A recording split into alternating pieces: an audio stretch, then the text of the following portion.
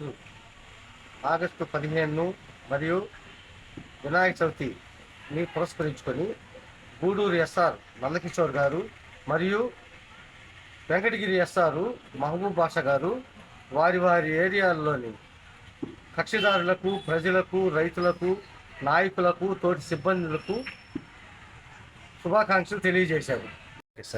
స్వతంత్ర దినోత్సవ ఆగస్టు 15 సందర్భంగా మరియు వినాయక చవితి పండగ సందర్భంగా గూడూరు ప్రజానీకానికి, మా దగ్గరకు వచ్చు కక్షిదారులకి అందరికీ శుభాకాంక్షలు తెలుపుకుంటూ ఇట్లు సబ్ రిజిస్టర్ ఆఫీస్ సిబ్బంది, గూడూరు. వెంకటగిరి టౌన్లోని ప్రజలందరికీ కూడా వినాయక చవితి శుభాకాంక్షలు.